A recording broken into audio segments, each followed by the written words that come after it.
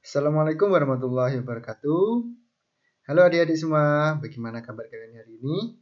Bapak harap kalian dalam keadaan yang sehat ya. Ya, berjumpa lagi dengan Bapak Wiradi di sini. Nah, adik-adik, pada pembelajaran hari ini kita nanti akan belajar mengenai tema 2 menyayangi tumbuhan dan hewan, subtema 1 manfaat tumbuhan bagi kehidupan manusia, pembelajaran yang keempat. Apakah adik-adik semua sudah siap untuk belajar? Mari kita belajar bersama.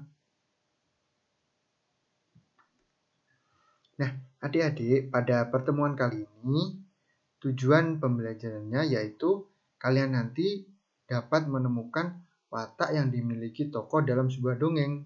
Kemudian menceritakan kembali watak yang dimiliki oleh tokoh, kemudian menentukan arti penting meminta maaf kepada sesama, memberikan contoh meminta maaf di lingkungan sekitar. Selanjutnya, kalian kemarin kan sudah belajar mengenai dongeng, dari pengertian dongeng, kemudian fungsi dari dongeng.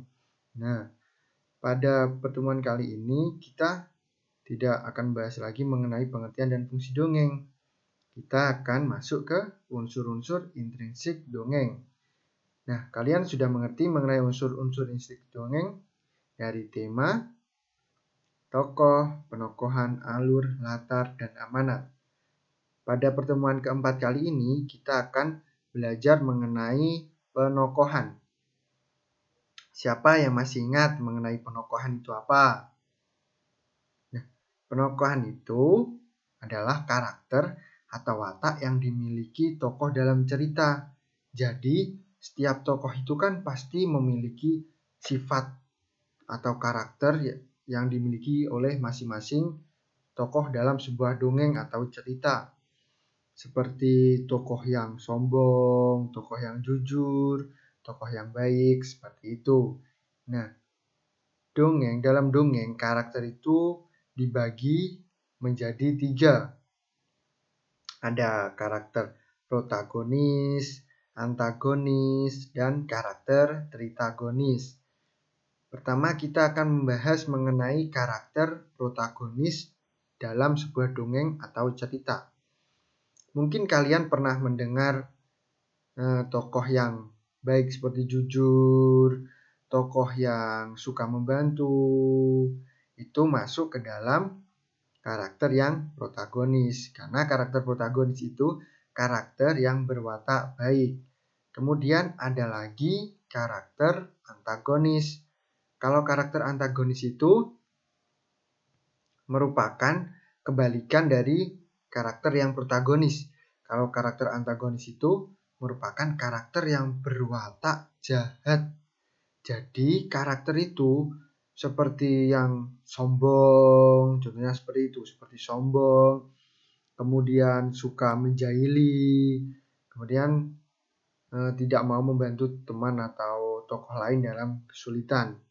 Nah, di antara tokoh protagonis dan juga tokoh antagonis itu ada tokoh tritagonis. Tokoh tritagonis itu merupakan karakter yang bersifat netral. Jadi, tokoh tritagonis itu ada di antara protagonis dan antagonis. Jadi, sebagai penengah antara karakter yang baik dan karakter yang buruk. Nah, setelah kalian di sini kan kalian sudah mengerti mengenai karakter dalam sebuah dongeng.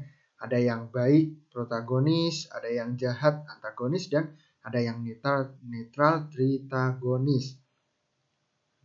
Dari karakter-karakter ini, pasti itu dapat kita lihat atau tercermin juga di dalam Pancasila yang sudah kita bahas. Nah, sekarang kita akan masuk ke cara mencari karakter yang dimiliki oleh tokoh. Itu bagaimana sih cara mencarinya? Yang pertama, kalian dapat melihatnya karena itu disampaikan secara langsung oleh pembuat dongeng. Jadi karakternya itu sudah ada deskripsinya atau sudah ada penulisan seperti karakter kancil. Itu memiliki watak yang cerdik atau karakter kelinci yang karakternya itu yang jahat. Nah, jadi kalian tidak perlu membaca dongeng tersebut, sudah ada atau sudah disampaikan oleh pembuat dongengnya terlebih dahulu. Kemudian cara yang selanjutnya itu disampaikan oleh tokoh lain. Kalau disampaikan oleh tokoh lain, itu kita dapat membacanya atau mencarinya seperti tokoh kelinci itu mungkin disampaikan oleh tokoh kura-kura begitu. Nah, adapun melalui percakapan antar tokoh. Jadi ketika ada tokoh utama dan tokoh lainnya itu berbincang atau berdialog, itu kita dapat melihat karakter yang dimiliki oleh tokohnya itu apa sih.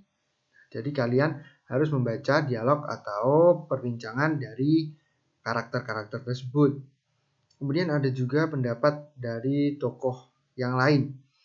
Kemudian ataupun ada tokoh yang lain itu menceritakan bahwa tokoh kelinci itu memiliki watak yang seperti apa, seperti itu. Nah, setelah kalian mencari atau dapat menemukan karakter dari sebuah tokoh, kalian pada pembelajaran sebelumnya kita kan sudah tahu kalau karakter itu tercermin atau juga dapat kita lihat dari Pancasila yang sudah kita pelajari. Ada 5 atau Pancasila dari sila pertama, kedua, ketiga, keempat, kelima yang dilambangkan oleh burung Garuda. Di dada burung Garuda memiliki simbol masing-masingnya. Nah, seperti ini. Jadi bintang melambangkan Pancasila. Sila yang pertama ketuhanan yang Maha Esa. Sila kedua ada rantai.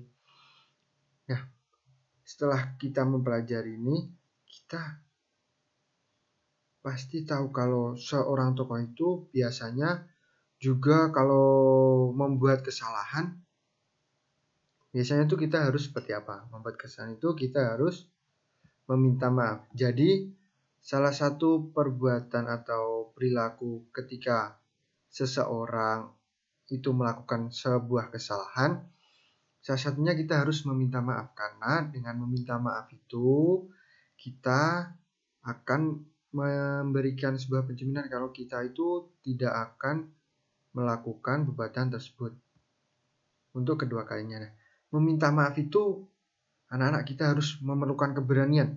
Jadi kita tidak perlu malu kalau kita mempunyai salah dan kita akan meminta maaf.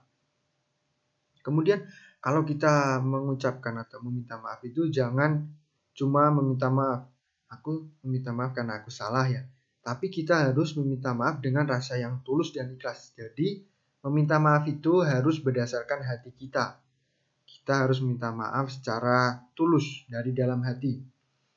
Nah, itu karena ketika kita meminta maaf secara tulus, kita itu meminta maafnya dengan sungguh-sungguh dan niat yang baik untuk tidak mengulangi perbuatan yang salah itu lagi. Jadi kita ketika sudah meminta maaf, kita tidak akan melakukan kesalahan tersebut untuk yang kedua kalinya karena sudah diniatkan dari hati. Karena salah satu rasa kita untuk memperbaiki sebuah hubungan, memperbaiki sebuah permasalahan itu salah satunya dengan cara meminta maaf. Nah, terima kasih. Nah, adik-adik, kan ini sudah di akhir pembelajaran. Jadi dari awal pembelajaran tadi sampai akhir pembelajaran, apa yang kalian dapat dari yang Bapak sampaikan? Nah, iya benar. Jadi pada pembelajaran ini kalian sudah mengerti mengenai macam-macam karakter yang dimiliki oleh tokoh dalam sebuah dongeng, serta bagaimana cara mencarinya. Nah, setelah itu kalian sudah mengerti mengenai bagaimana sih arti penting untuk meminta maaf. Untuk itu, diharapkan nanti kalian dapat menyebutkan mengenai tokoh-tokoh dalam tokoh atau watak yang dimiliki oleh tokoh dalam sebuah cerita, serta kalian nanti dapat memberikan contoh dari pengamalan meminta maaf dalam kehidupan sehari-hari. Nah, adik-adik, terima kasih kalian sudah mengikuti pembelajaran dari Bapak hari ini. Semoga kalian tetap semangat, walaupun pembelajaran kita masih melalui daring. Dan juga kalau kita keluar, tetap menggunakan protokol kesehatan. Wassalamualaikum warahmatullahi wabarakatuh.